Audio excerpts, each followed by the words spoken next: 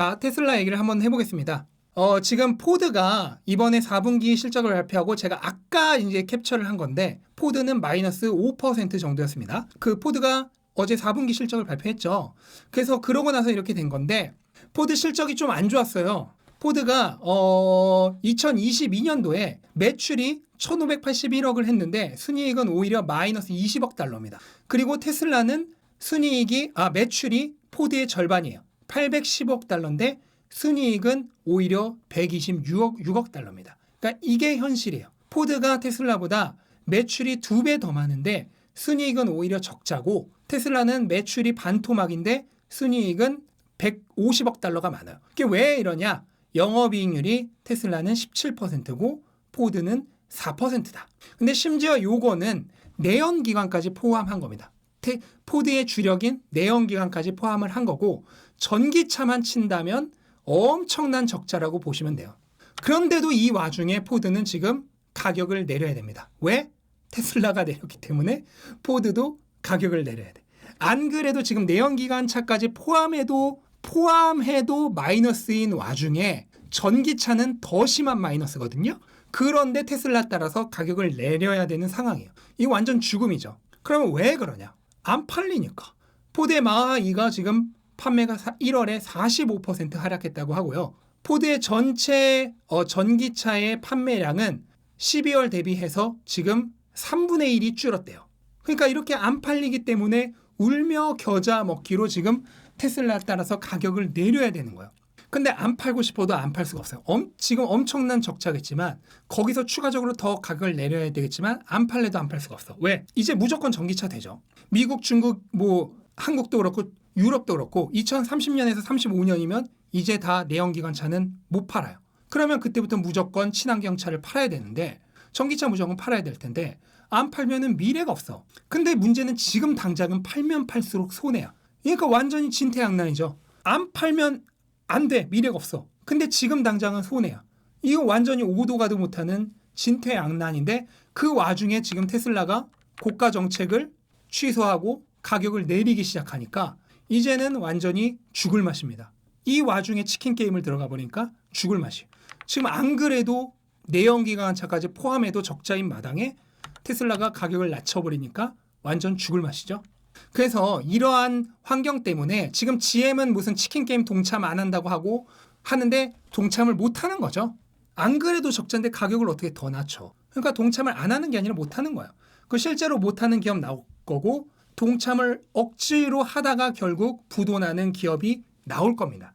그렇게 하면은 결과적으로 테슬라는 향후 점유율이 유지되겠죠. 이 전기차에 엄청나게 치솟는 경쟁의 와중에도 점유율이 유지될 거다. 지금 테슬라의 요게 이제 월드와이드 점유율이거든요. 이게 2022년에 22.5%였던 게 지금 16%로 하락을 했어요. 하지만 이거의 대부분의 원인은 중국 때문입니다. 중국 점유율이 거의 4분의 1 토막이 났어요. 왜 그러냐? 중국은 워낙 저가 차량 경쟁 시장이 돼버렸어요. 근데 테슬라는 다 고가 차량밖에 없잖아. 그럼 북미도 80%에서 65%로 줄었다고 하는데 북미 시장은 3배가 커졌습니다. 그럼 시장 커진 거 생각하면 이 정도는 별로 떨어진 것도 아니고요. 유럽은 오히려 13%에서 14.5%로 증가했습니다. 유럽은 시장이 더 커졌는데 오히려 점유율이 증가했다고. 지금 보시면 이게 북미죠. 북미는 점유율이 2%에서 6%로 2년 동안 3배 증가했어요. 그리고 유럽도 이게 유럽이죠. 유럽도 6%에서 14%로 2배 하고도 3분의 1 증가해요. 2.3배 정도 점유율이 증가했습니다. 그런데 이 정도의 점유율 하락은 심지어 유럽은 증가했어요. 점유율이. 오히려 선방한 거죠. 워낙 저가 시장이 돼버린 중국만 점유율이 많이 떨어졌을 뿐 다른 시장에서는 오히려 지금 좋습니다. 그리고 전체 승용차 내에서의 점유율은 지금 오히려 계속해서 증가 중이에요. 지금 요게 전체 승용차 내에서의 점유율이죠. 이게 2020년에 1%에서 2022년에 2.4%로 2.4배 증가했습니다. 그리고 올해는 아마 3%까지 올라가. 그러니까 3년 동안 전체 승용차 내에서 점유율이 1%에서 3%로 3배 증가하는 거예요. 왜 전기차 내에서의 점유율은 줄었는데 전체 승용차 내에서의 점유율은 반대로 오르죠. 그것도 겨우 3년 만에 3배로.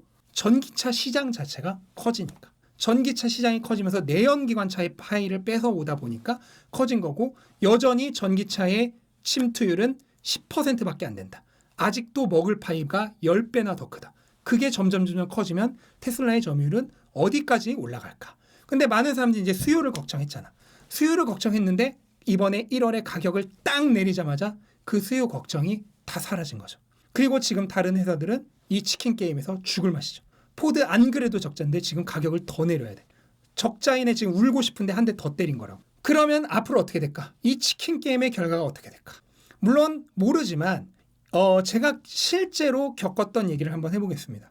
제가 예전에 이제 10대 때 게임을 굉장히 좋아했어요. 그래서 그때 이제 제가 즐겨 했던 게임이 이 플레이스테이션이란 게임기랑 요 슈퍼 패미콤이란 게임기예요.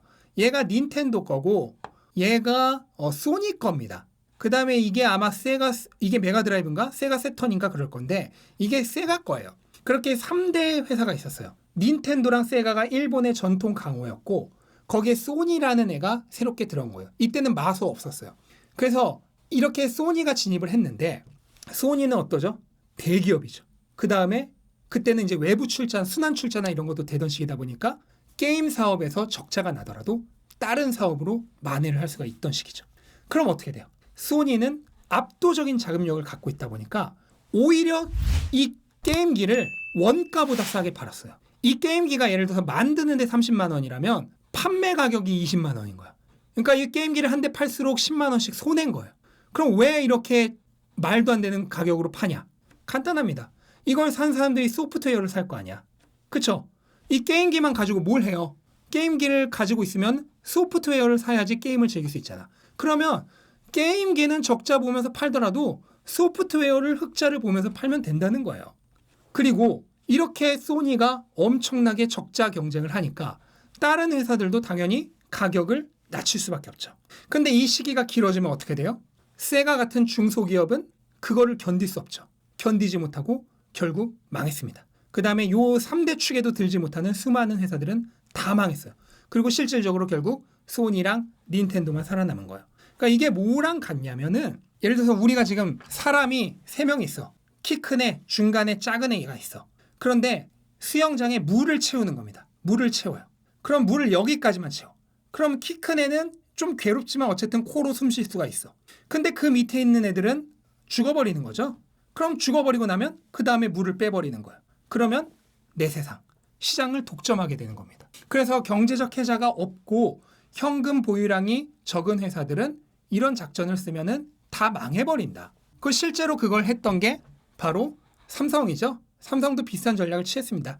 2007년부터 먼저 양산을 완전히 구축한 삼성은 제조 단가가 낮아요.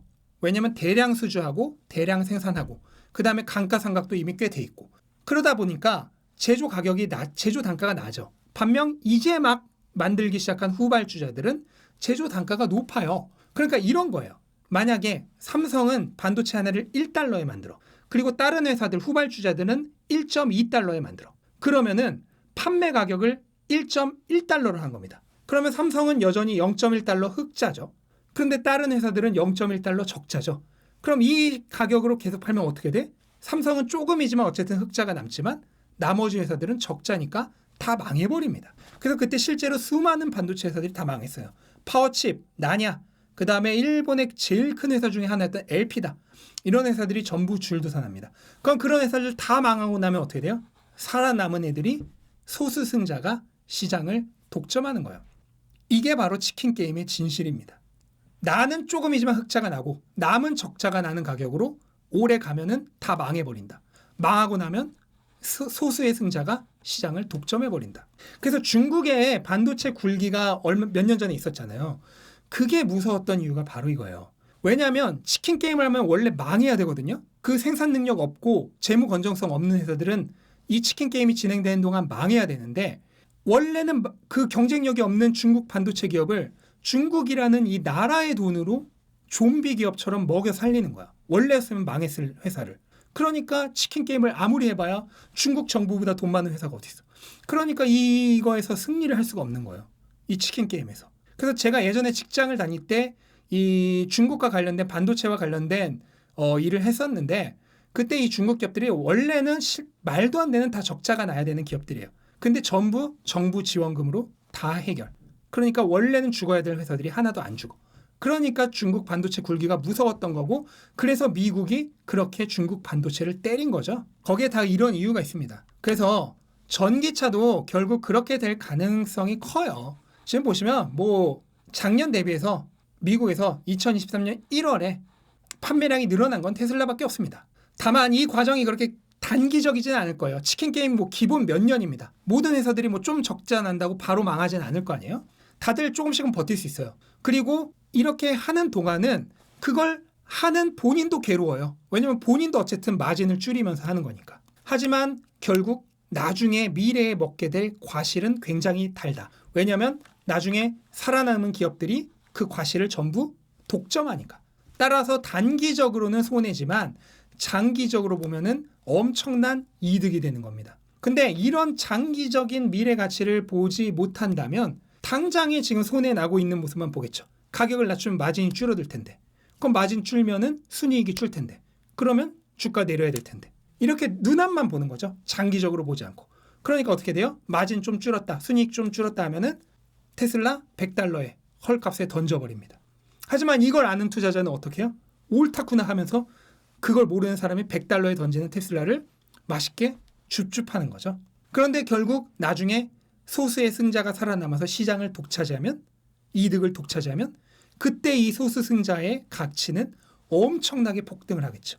그러면 그때 그 기업들의 가치가 폭등하면 누가 승리자예요? 미래 가치를 보고 그거를 보지 못하는 사람들이 헐값에 던지는 걸 줍줍하고 했던 사람들. 그리고 단기적인 이런 가격 움직임이나 단기적인 마진 감소 이런 거에 흔들리지 않고 투자의 타임라인을 길게 가지고 장기적 관점에서 투자한 사람만이 이 과실을 누릴 수 있습니다.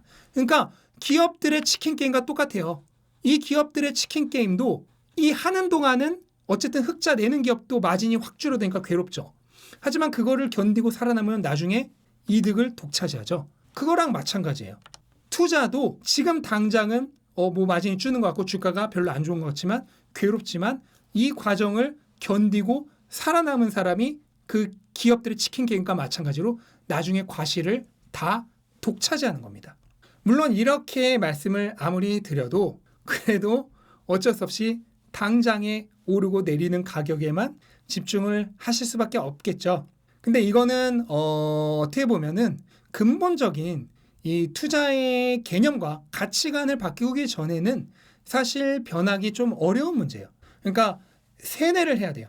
기존에 우리가 뭐 주식 커뮤니티, 종토반, 그 다음에 주변 사람들에게 들어왔던 그런 정보의 반복된 입력이죠. 그 반복된 입력으로 인해서 잘못 가지고 있었던 이 세뇌, 관념을 새로운 개념으로 바꾸려면 아주 많은 새로운 정보에 반복된 입력을 해서 그 세뇌를 기존 세뇌를 포맷하고 새로운 개념으로 새로운 가치관으로 덮어쓰기를 해야 됩니다. 그래서 그렇게 덮어쓰기를 하려면 어떻게 해야 된다? 돈의 규칙을 봐야 한다. 돈의 규칙을 보면 이렇게 되고 안 본 사람은 이렇게 된다.